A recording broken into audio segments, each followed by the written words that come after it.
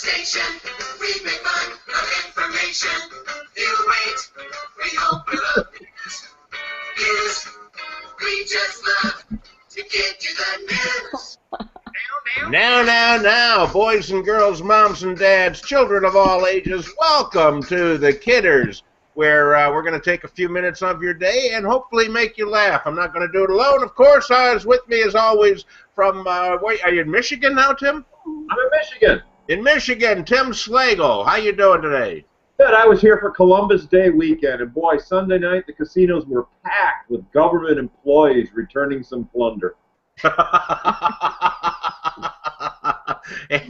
and no doubt spreading syphilis to the natives. And also Teri O'Brien, who was all ready in her Cubs regalia. How are you, Teri? Yeah, I'm great. I'm really excited. I don't know, did you guys hear that Playboy magazine is no longer going to have nude pictures of nude women? So this is really exciting because it opens up the door for something that I know you guys have been waiting for, and I think many people have been waiting for, the Hillary Clinton centerfold.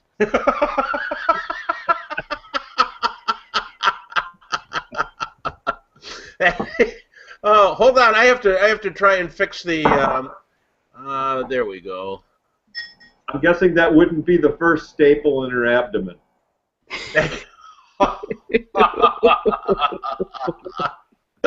Hold on, I'm trying to fix the so that the camera goes on the right person at the right time. Someone else say something right now. Okay, hi there. Hi there. It's not switching. What the heck is wrong with this?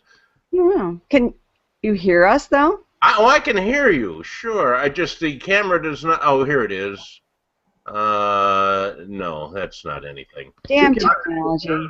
Post-production, right? Yeah, we'll fix it in the we'll fix it in the post. All right. Well, I'll have to switch the camera manually, so that, and I'm sure this is a union gig. I'll get in trouble.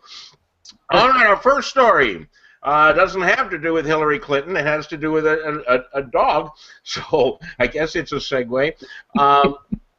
In Sarasota, Florida, a guy was driving along drunk on his ass, and police were chasing him, and he finally got out of his car, and he ran away, and they found him hiding in the bathroom of a church, and his excuse, he smelled like alcohol and marijuana, his excuse is that he wasn't driving the car, his dog was. Yeah, really, and the dog said, through his attorney, the dog said that it's impossible that he could have been driving. He was doing his Uber shift at that time, so it's not possible. I think that's one determined dog. That is the dog that is going to finally catch the squirrel. He's the dog that will drive by, and you lure the squirrel into his car with nuts and candy. Candy little squirrel, candy little squirrel. All right, well, that was our first story about an animal. Our second one is a little bit scarier. In Kansas City, Jamie Garcia was getting her sons ready for bed, and her oldest son, Andrew, lifted the toilet seat and said, "Ew, Mommy, go look in the toilet," which, it's never something you want to hear from your son. But when people looked in the toilet, there was a snake. It was a what the hell kind of a size? It was a ball python. So apparently that's why it was in the toilet, waiting for something to catch. What would you do, Tim, if you found a snake in your toilet? Well, I've had a few constrictors in the bathroom. but you can take medication at least for them. Note to myself, find out about the hobbies of the people who rented the apartment before you. And the weird thing is about this story is they tried to get the snake out, and they said the snake went back in the toilet. So what did they do? Call a plumber? No. They ripped the toilet out, which I'm assuming requires tools and a lot of water spilling. Took the toilet out in the yard, whacked it with a hammer to get the snake out. Well, Well, if they were, as you said, Hispanic, they might have had a problem. They kept calling the plumber and saying that they had a snake in the toilet. And, yeah, and then it turned into a who's on first routine. Yeah, that's what I'm going to do. I'm going to put a snake down the toilet. How would you Yeah, get that's the no way to snake get the plumber to come out for a house call. Definitely. and they wonder why those guys charge so much.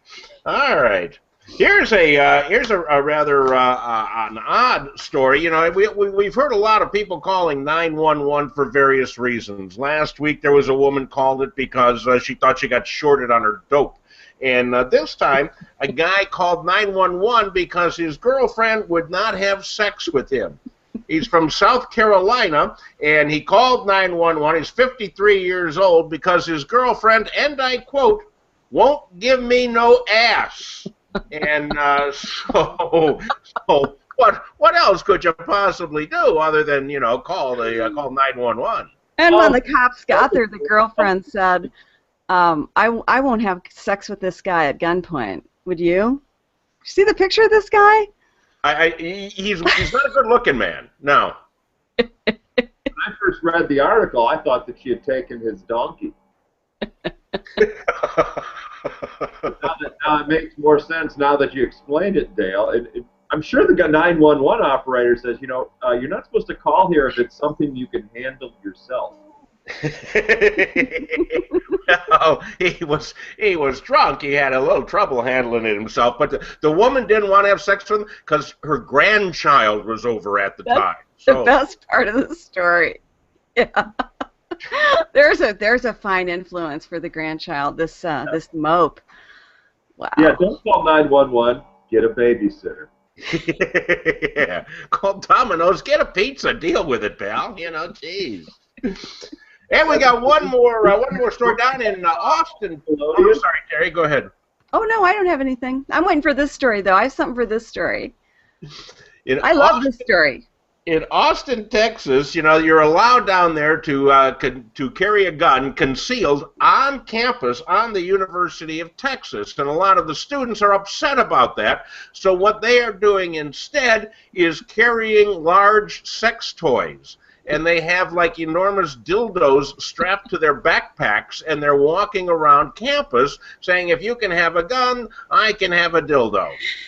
And, you know, these kids are very misguided, and I can tell them in large urban centers, like I could use Chicago as an example, you know, when you're trying to deal with gun violence, we've seen from the experience in Chicago that giant dildos are not effective. We've had giant dildos running the city of Chicago quite some time, and the gun violence is worse than ever. Well, actually, I think they picked a real bad time of year to have their protest because, you know, it wasn't shocking the kids. The kids just thought everyone had pink flashlights for Breast Cancer Awareness Month. Flashlights that buzzed. Yes, if more people had dildos, less people would be shooting. I'm a firm believer in that. And, you know, I conceal carry one all the time just, you know, to make it look better in my pants. But, yeah, I think that would be a great idea. If you could combine a dildo with, like, a shotgun, then you got something. Now you're talking. The right one in the right holster. I'm sorry, what was that? Make sure you put the right one in the right holster. Okay. Well, we have come to the end of another week, kids, and it's been a trip. Now, Tim, you were in the haunted house last week, or the haunted castle, or something. Where were you last week? Yeah, I was at the historic Holly Hotel. It's a haunted hotel, and I figured last week that I'm the ghost.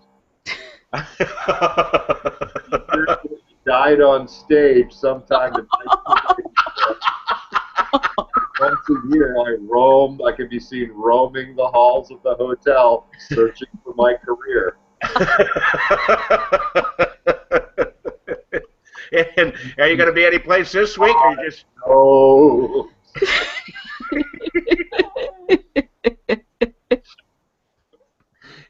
Terry, are you going to be doing anything other than obviously hosting the Terry O'Brien show? I'm going to be in front of the TV later this afternoon. Go Cubs. And I'm going to be in front of the TV later this evening. Go Democratic debate. Well, you know, I tell you, Lincoln Chafee and the metric system. That's all I can say. I'm looking for some major comic relief on that, the metric system. Is he in favor of the metric That's system? his major platform. Yeah. That's his platform. Wow. They tried to get that to catch on here, and it only caught on amongst the drug dealers, to the best of my knowledge, and people that make soft drinks. Yeah, well, what can I say? They are Democrats.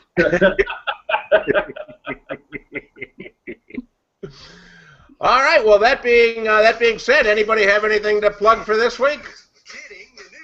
Just my show, and come back next week, because we're here every week, you know. Come back. We'll have more fun, more funny stories next week. That's You right. don't want to miss this. You guys don't want to miss this. Just come back. See you next Tuesday. All right. Well, we had a little problem with the camera work this week. I'll have that fixed by next week. But in the meantime, we made you laugh this week, and that's what it's all about. So thank you for joining us on The Kidders. Drive safely, and remember, we validate parking.